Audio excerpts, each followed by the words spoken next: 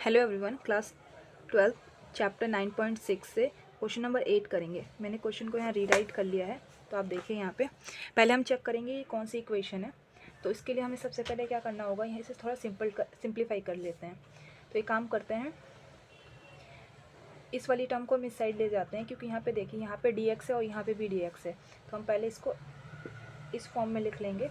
इसको इधर ले जाएंगे तो cot dx minus 2xy dx। अब यहाँ से आप देखिए यहाँ पे dx हम कॉमन ले लेते हैं। dx कॉमन लेंगे तो cot x minus 2xy dx। इतना क्लियर है। और यहाँ पे क्या है, 1 प्लस एक्स स्क्वायर dx। अब आप क्या कर सकते हो, इसको क्या करो, यहाँ डिवाइड में दे सकते हैं और इसको यहाँ नीचे लिख देंगे। इससे क्या होगा, हमारी लीनियर इक्वेशन आ जाएगी। तो यहाँ पे देखिए dx d by d x हो जाएगा ये वाला, और इस वाली टर्म को हम यहाँ कर लेते हैं। तो cot x minus 2xy upon में 1 प्लस एक्स स्क्वायर हो गया। अब आप यहाँ पे ध्यान से देखिए, ये हमारी कौन सी इक्वेशन आ गई, लीनियर इक्वेशन आ गई। तो d by d x plus p y equal to q पढ़ा था हमने। अब आप देखो हमें क्या करना है, इस फॉर्म में लेके आना है इसको। तो हम क्या कर सकते हैं, इसे डिस्ट्रीब्यूट कर सकते हैं दोनों में। तो देखिए d by d x equal to में, अब इसको क्या कर सकते हैं, मैं दोनों में डिस्ट्रीब्यूट करूँगी तो कितना होगा, cot x अपॉन में 1 plus x square minus 2xy upon में 1 प्लस एक्स स्क्वायर। अब ये टर्म यहाँ पे प्लस कर रही है तो उधर जाके क्या माइनस कर रही है, यहाँ पे उस साइड जाके ये प्लस में हो जाएगी। तो d by d x plus 2xy 1 plus x square equal to cot x 1 plus x square. अब आप यहाँ पे कंपेयर कर सकते हो। तो यहाँ पे देखिए p की वैल्यू क्या हो जाएगी, p की वैल्यू यहाँ पे हो जाएगी y के साथ क्या है 2x 1 plus x square.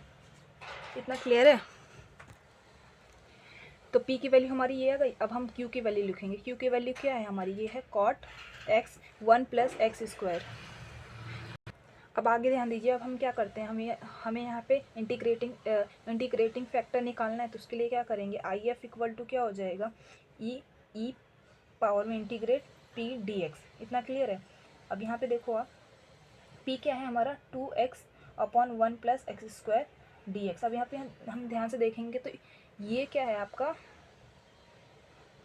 1 plus x square. तो इसका जस्ट ऊपर हमें क्या दे रखा है, हमें इसका इंटीग्रेट दे रखा है, सॉरी इसका डिफ्रेंशिएट दे रखा है। ऐसा जब ऐसी टर्म होती है तो हम क्या करते हैं, ई की पावर में log x log और जो डिनोमिनेटर होता है आपका वो आ जाता है। ये क्लियर है, इसको हटा देंगे अब। ठीक है, तो हमारा इंटीग्रेटिंग फैक्टर क्या आ गया, इंटीग्रेटिंग फैक्टर आ गया ई की पावर में log 1 प्लस एक्स स्क्वायर। अब ये इसको कैंसिल आउट कर देगा। तो यहाँ पे क्या इंटीग्रेटिंग फैक्टर कितना आ गया 1 प्लस एक्स स्क्वायर। इतना क्लियर है। आइए आगे देखते हैं। आगे हमें क्या करना पड़ेगा, अब सॉल्यूशन फाइंड करना। तो जब हमें सॉल्यूशन फाइंड करने के लिए क्या करना पड़ता है, y इंटू आई एफ यानी इंटीग्रेटिंग फैक्टर और उसके साथ इक्वल टू में इंटीग्रेट करेंगे हम किसका, क्यू में इंटीग्रेटिंग फैक्टर। अब इंटीग्रेटिंग फैक्टर यहाँ पे हम लिख देंगे, उसका हमें डी एक्स प्लस सी। इतना क्लियर है। अब आप क्या करोगे, अब कुछ नहीं करना, बस वैल्यू पुट करके आंसर निकालना है। तो y की वैल्यू तो एज इट इज़ यही रहेगी। हमारी आई एफ की वैल्यू कितनी आई थी, 1 प्लस एक्स स्क्वायर आई थी। अब इसके बाद इंटीग्रेट के इसका करना है, y की क्यू हम यहाँ से लिख लेंगे। क्यू की वैल्यू हमें यहाँ पे गिवन है cot x 1 plus x square और इंटू में 1 प्लस एक्स स्क्वायर। और यहाँ पे क्या करेंगे, अब यहाँ पे हमें डी एक्स प्लस सी। इतना क्लियर। अब ये इससे कैंसिल आउट हो जाएगा। तो यहाँ पे क्या करना है, अब हमें बस क्या करना है, कॉट का इंटीग्रेट करना है और इंटू में क्या दे रखा है, सॉरी प्लस में क्या है सी। अब आप देखिए इसको हम क्या करेंगे, अब देखिए कॉट को हम कॉस बाय साइन लिख सकते हैं, कॉस बाय साइन। अब यहाँ पे क्या है प्लस और यहाँ पे डी एक्स प्लस सी। इतना क्लियर है। अब आप देखिए यहाँ पे, अब हम इंटू में 1 प्लस एक्स स्क्वायर है, कोई कन्फ्यूज़न नहीं होनी चाहिए अभी तक। अब हमें क्या करना है, इसका इंटीग्रेट करना है। तो अब देखिए यहाँ पे जब भी नीचे साइन है और ऊपर क्या है, कॉस है, तो ये इसका क्या डिफ्रेंशिएट है सॉरी। तो ये क्या होगा आपका, इसको हम लॉग, फिर आपका जो लॉग मॉड में क्या हो जाएगा, एक्स यानी ये जो हमने लिए रखा है तो साइन एक्स हो जाएगा, ये क्लियर है।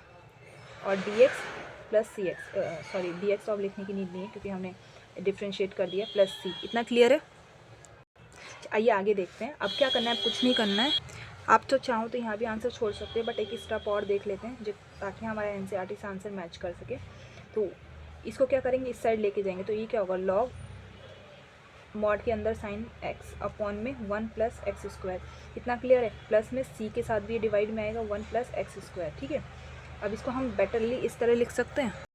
अभी 1 प्लस एक्स स्क्वायर क्या है, डिवाइड में, तो इसको हम इन्वर्स में लिख सकते हैं। तो यहाँ पे लॉग मॉड साइन एक्स, अब ये क्या हो जाएगा, ऊपर जाके मल्टीप्लाई करेगा और 1 plus x square inverse 1 inverse, okay. Same with इसमें भी हम ऐसा ही करेंगे, साइन इंटू में 1 प्लस एक्स स्क्वायर इन्वर्स में 1, इतना क्लियर है। ये आपका आंसर आ गया, थैंक यू।